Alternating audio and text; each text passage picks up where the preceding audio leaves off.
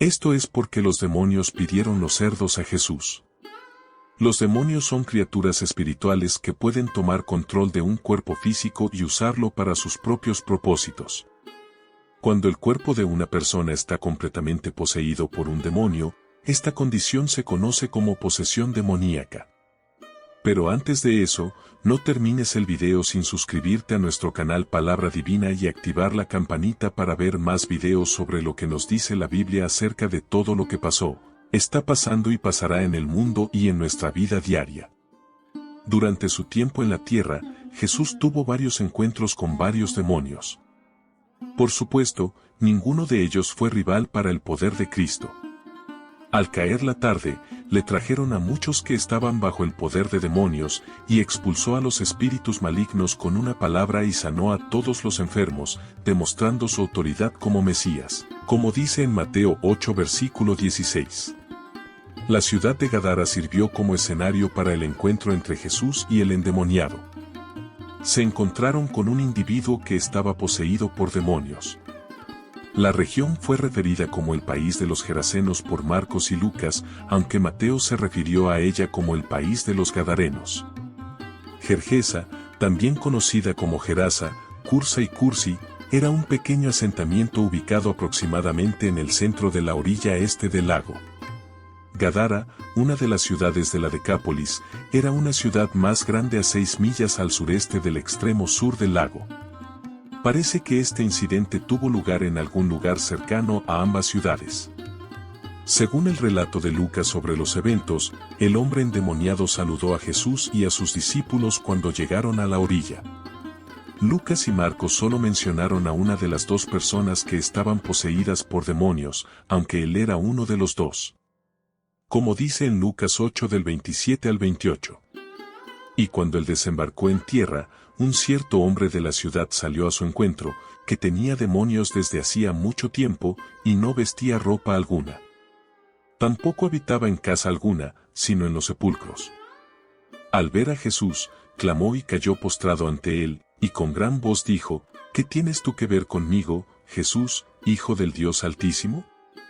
Te ruego que no me atormentes. El buen doctor Lucas describió algunos de los signos que indicaban que este individuo estaba poseído por un demonio. Estos incluían falta de respeto por su propia dignidad, no llevaba ropa, aislamiento social, retiro a un refugio impuro, reconocer a Jesús como el Mesías, mantener control sobre su lengua, gritar y poseer una fuerza enorme. Este hombre estaba bajo la autoridad de fuerzas espirituales que estaban directamente en contra de la voluntad de Jesús y de Dios. Las entidades demoníacas que estaban dentro del hombre confesaron que Jesús era Dios. No estaban adorando a Jesús en su capacidad de Dios. Más bien, suplicaban por compasión ante él en el papel de juez. Deseaban evitar la agonía de ser arrojados prematuramente al abismo. Este desdichado hombre estaba entre las tumbas por un espíritu impuro, para que tuviera la oportunidad de perturbarlo continuamente con un espectáculo fúnebre de muerte, como si estuviera separado de la sociedad de los hombres y ya habitara entre los muertos. Esta no fue la primera vez que Jesús trató con demonios. Está el caso de María llamada Magdalena. Lucas 8 versículo 1. Y aconteció después, que él iba por todas las ciudades y aldeas, predicando y anunciando las buenas nuevas del reino de Dios, y los 12 estaban con él. Esta María había estado poseída por un demonio hasta que Jesús la liberó. Además, muchas personas piensan que ella se entregó a la inmoralidad, pero la Biblia nunca lo afirma realmente. Según Lucas 8 del 29 al 32. Porque Jesús había ordenado al espíritu inmundo que saliera del hombre, pues muchas veces se había apoderado de él, y lo tenían atado con cadenas y plumas. Pero él rompe las cadenas y fue impelido por el demonio a los desiertos. Y Jesús le preguntó, diciendo, ¿cómo te llamas? Y él respondió, Legión, porque muchos demonios habían entrado en él, y le rogaron que no los enviara a lo profundo. Había allí un hato de muchos cerdos que estaban paciendo en el monte, y le rogaron que les permitiese entrar en ellos. Y se lo permitió.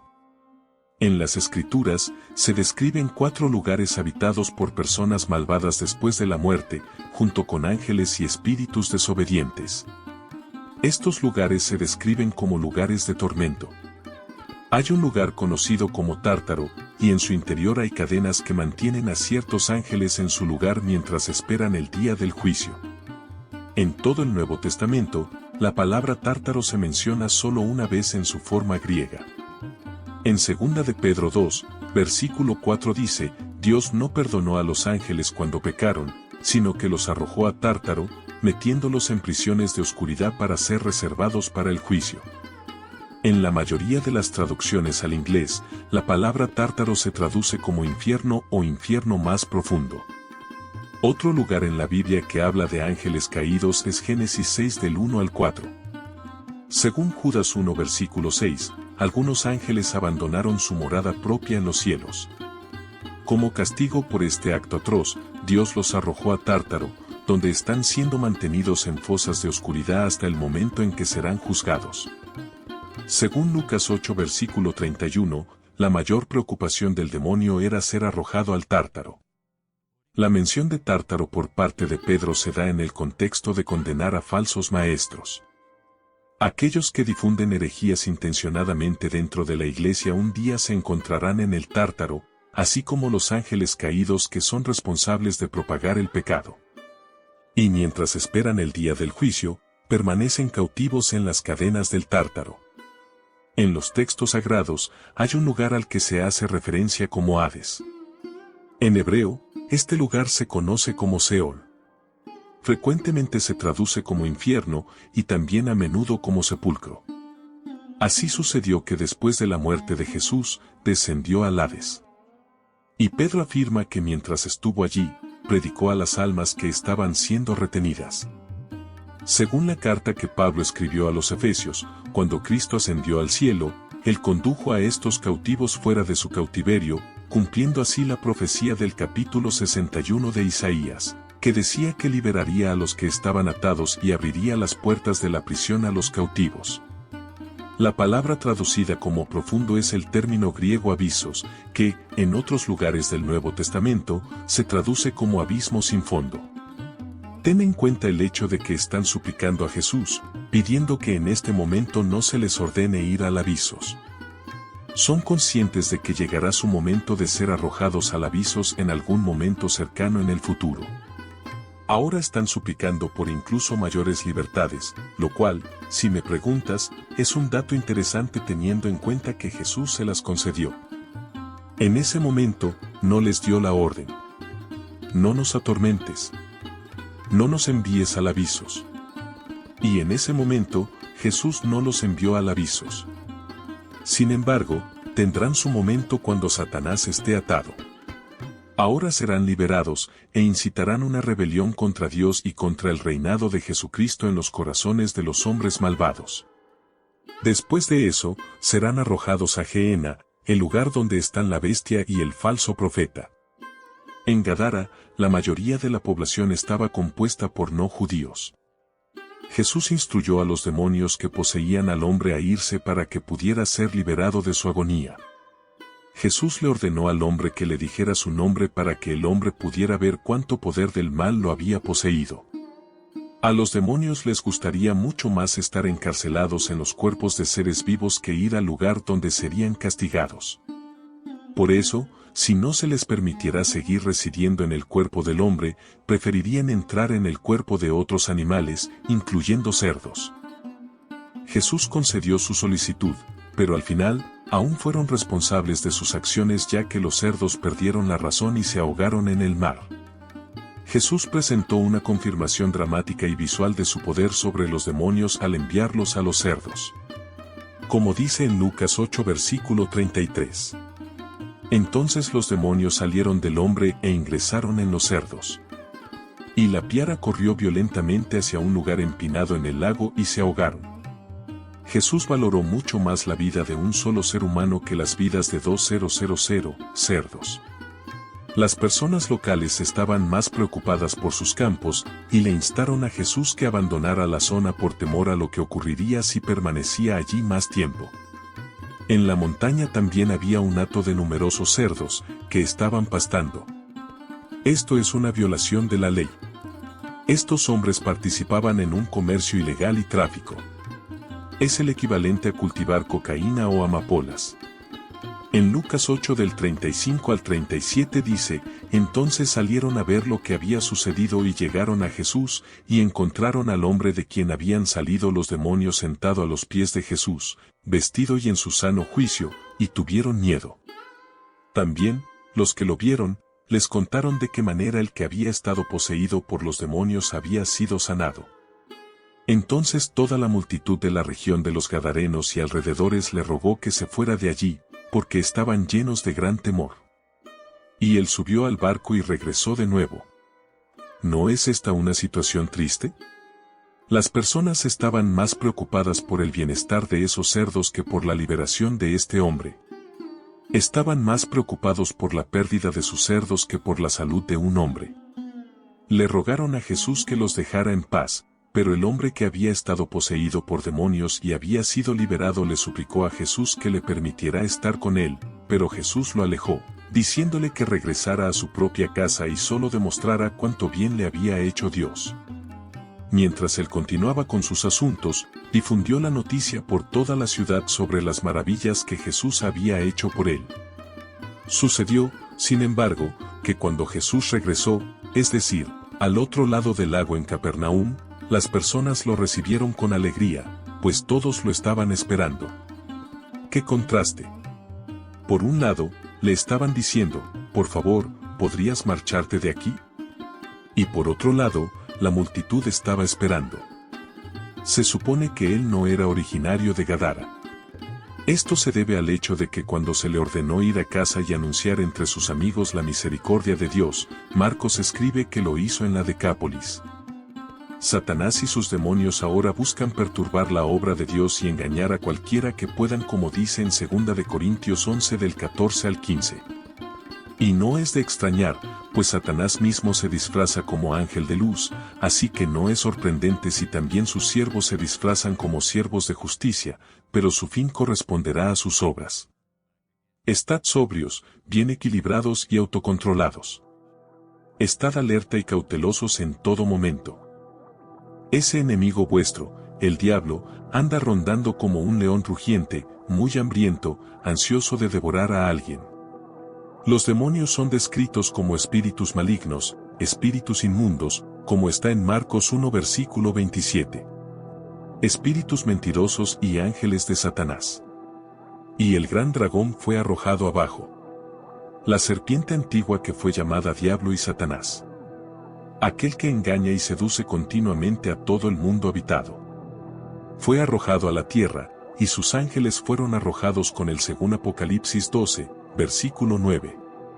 Atacar a los cristianos y enfrentarse en conflicto con los ángeles santos son solo algunas de las actividades que se asocian con Satanás y sus seguidores demoníacos. Dado que Jesús ya ha expulsado demonios en este evangelio, surge la pregunta de por qué Lucas elige relatar otro exorcismo en este momento. Este tiene características únicas que lo hacen digno de mención. Primero, este exorcismo es significativo porque es el primero que tiene lugar en territorio gentil. Gerasa está ubicada al este del río Jordán.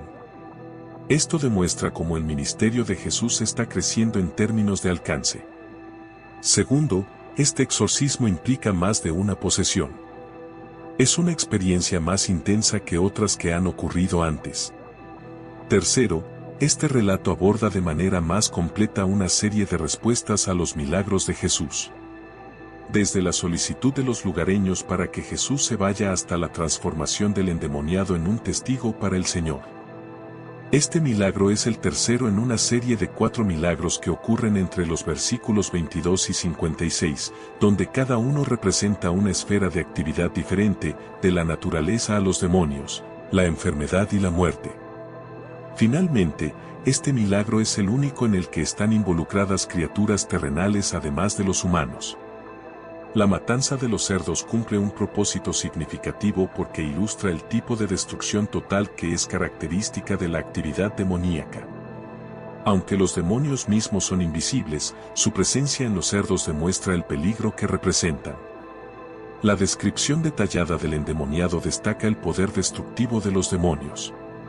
Vive solo, sin ropa, en tumbas, y está aislado de la sociedad. Se nos dice cómo ha sido apresado muchas veces y atado con cuerdas, cadenas o ambas, pero las rompió y no pudo ser contenido. En el mundo romano, una legión era una compañía de miles de soldados. Jesús está participando en una gran batalla, superado en número pero no superado en poder. La historia de Jesús realizando un milagro en este pasaje muestra diversas respuestas hacia él. Este pasaje incluye las reacciones de los demonios, la gente local y el hombre que recibe la sanación de Jesús. Aunque los demonios reconocen el poder de Jesús, aún intentan crear caos entre la gente. Incluso si saben que van a perder la guerra, los ejércitos pueden esforzarse por infligir el mayor daño posible antes de ser derrotados. El hombre sanado indica cuán indefenso puede estar uno sin Jesús, especialmente cuando está encadenado por fuerzas más poderosas que ellos mismos. Pero su transformación ilustra el sorprendente contraste que aparece en la vida de alguien después de ser liberado de tal sumisión. Este milagro no se trata simplemente de expulsar demonios. Más importante aún, se trata de liberar un alma de la cautividad. Es importante tomar la presencia del mal y lo demoníaco con extrema seriedad. Parece probable que Jesús elija llevar a cabo este evento para ilustrar, de una manera tanto aterradora como gráfica, cómo la existencia del mal finalmente resulta en muerte. Esto sirve como recordatorio de que la presencia del pecado en la raza humana requirió su propia muerte como pago. Nuestro mundo juega con fuerzas espirituales en lugar de tomarlas en serio. Muchas personas que viven en el mundo moderno encuentran desafiante leer textos sobre demonios porque estos textos nos desafían a lidiar con conceptos que no implican ver u oír. Es difícil negar la existencia de una fuerza malévola en nuestra sociedad cuando nos enfrentamos a una naturaleza aterradora, destructiva de nuestra cultura y las terribles formas en que somos capaces de tratarnos unos a otros. Nuestros esfuerzos son tan exitosos como los intentos de los lugareños de encadenar al endemoniado para contenerlo. Se necesita el poder de Jesús. El hombre liberado proporciona un punto final de aplicación para la reflexión. No todos son llamados a servir en un ministerio que requiere viajar para difundir el Evangelio de Jesús. Es decir, no todos son llamados a un campo misionero lejos de casa. A veces, Jesús quiere que aquellos que han experimentado su bondad hablen a los de su propia ciudad natal sobre él. El hombre que fue sanado y transformado no tuvo que recaudar fondos para encontrar su campo de misión. Todo lo que tuvo que hacer fue comenzar a compartir su historia, lo cual hizo. Cuando hablaba sobre la obra de Dios en su vida, no podía dejar de mencionar a Jesús. No termines el video sin suscribirte a nuestro canal Palabra Divina y activar la campanita para ver más videos sobre lo que nos dice la Biblia acerca de todo lo que pasó, está pasando y pasará en el mundo y en nuestra vida diaria.